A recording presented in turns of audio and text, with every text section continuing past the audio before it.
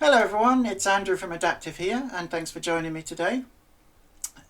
You may have seen the video that I recorded yesterday where I said if I got a single view on it that I would talk about shared care today. So I'll be honest, I don't know whether I had a view on it or not, and quite frankly the whole YouTube thing just does my head in, so I'm going to go ahead and record it anyway, and we'll see whether you like it.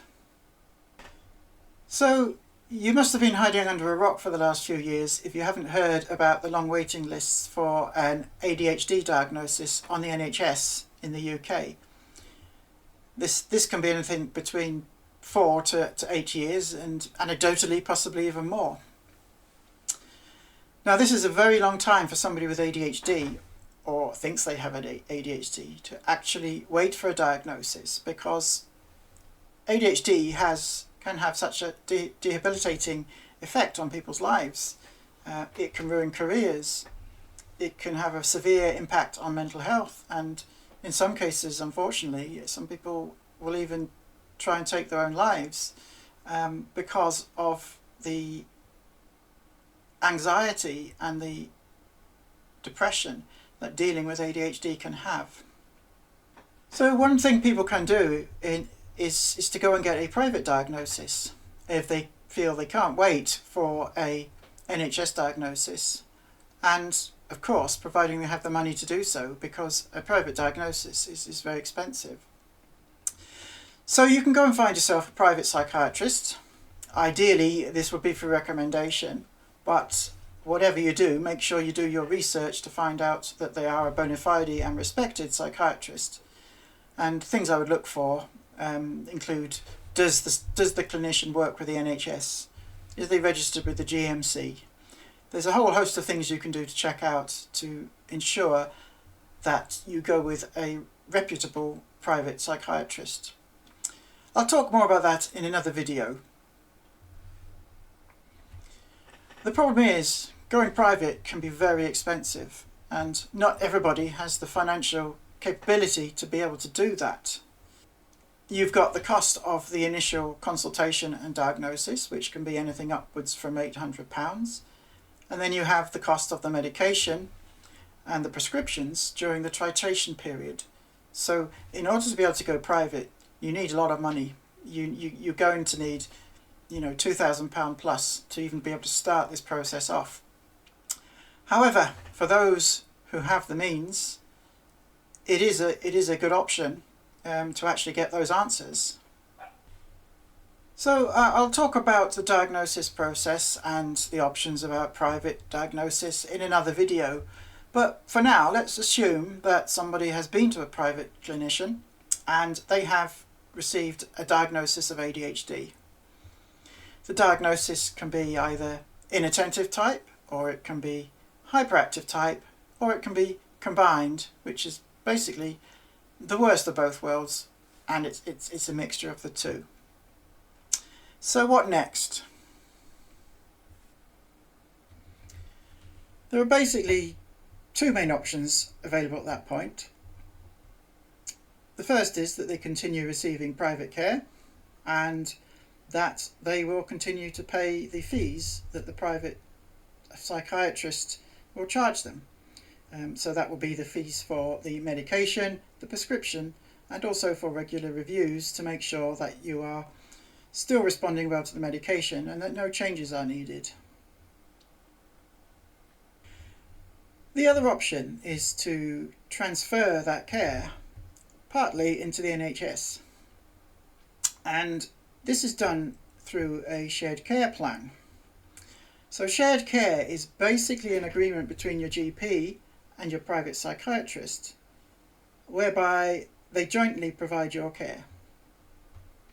Now this is a written agreement which is made between your GP and the psychiatrist, and all parties have to agree what's in it. But it will contain the treatment schedule, so what medication you might be needing, the dosage of it, how often a review is needed to make sure that you're responding well and you're still well on that medication. And it will also mean that your GP and psychiatrist have basically joint access to all of the data about you, about your patient information, to make sure that everybody is singing from the same hymn sheet. It also is important that that document differentiates the roles that the parties play. So typically, your private consultant will retain responsibility for your sort of overall management and review, and the GP will basically take on the responsibility for prescribing the medication for you and, theoretically at least, doing the routine sort of monitoring of your health, so taking blood pressure, weight and all that sort of thing. It's very important that you do have those reviews, because your GP quite rightly can terminate the agreement if that doesn't happen, because that is part of the agreement. Your private provider has to do a review to make sure that you are fit and healthy and responding well to the medication. So that's my first tip, is make sure that you have your regular reviews on the frequency that you are supposed to. I have heard cases where GPs have simply withdrawn shared care when those reviews haven't taken place. So in order to keep things running smoothly, you have to keep up your responsibilities. You have to make sure you meet your responsibilities and have those reviews. So you've got a shared care plan in place. Everybody agrees. What this actually means to the individual in terms of tangible benefits is that, in effect, your GP will write your prescriptions for your ADHD medication. And of course, along with that, it means that you would pay standard NHS costs for those prescriptions. So if you have one item, it's around £10, as opposed to £100+ with a private provider. It also means, of course, that it's convenient, your GP is local, and you know and are comfortable with how those prescriptions are handled and dispensed, and you can go to your local friendly chemist and get your medication. Now, you may have heard that there's a big issue with ADHD medication availability at the minute, which is a whole other video where I'm going to have a big rant. But for now, let's assume you go to the pharmacist, you get your medication, happy days.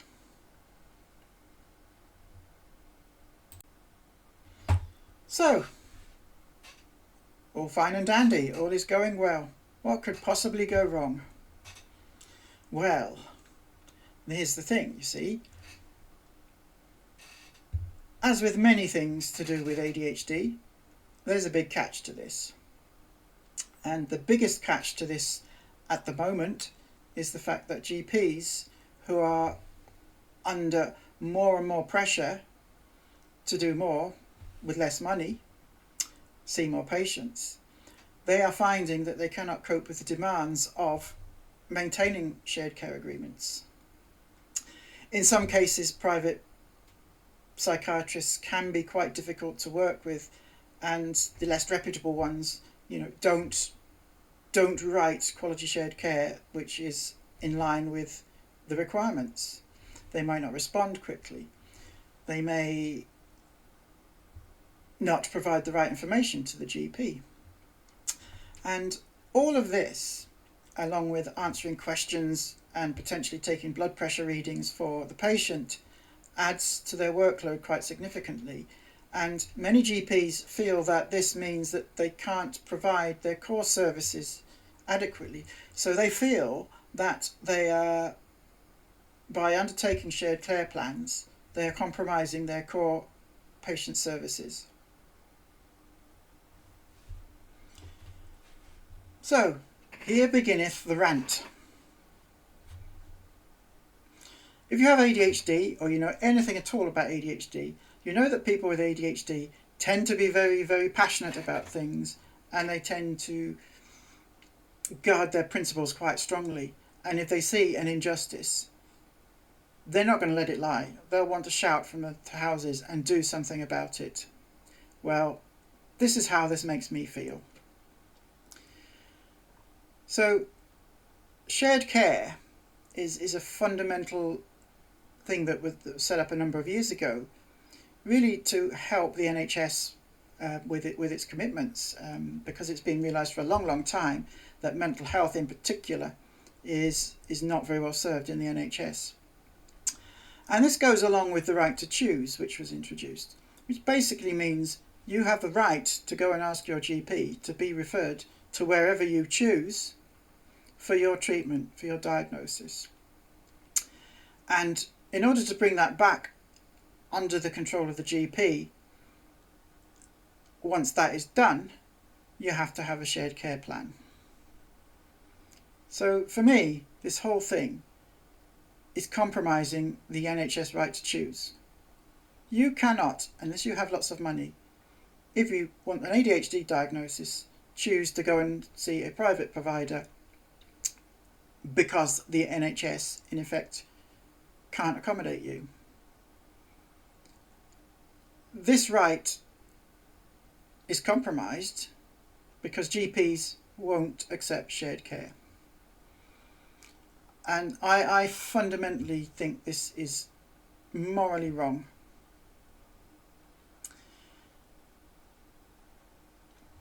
So there you have it. That's my little rant. As you can see, I am quite rattled about the whole thing. I'll probably do another little video talking about my personal experience of this, which is far from fun. Currently, I don't have a shared care plan in place, and I have no hope of getting one. So currently, I am without medication. And when you're trying to run a new business, if you can't focus, if you can't concentrate, if you can't think clearly, that's not a good thing. And I don't want this business to fail. So for me, personally, that medication, that treatment is key to my success. Anyway, there you have it. There's my first little ranty video about shared care.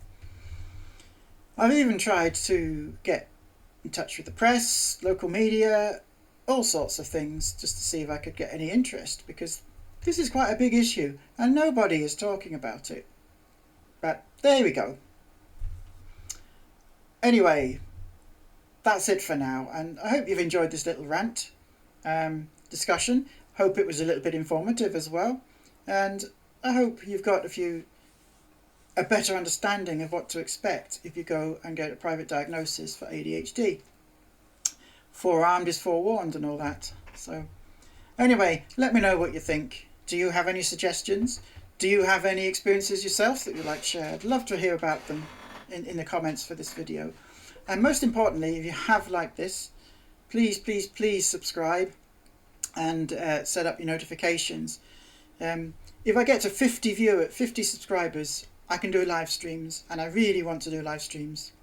I think that'd be such a cool thing to do. And you never know, one day I might become monetized and be able to afford some decent equipment. So there you go.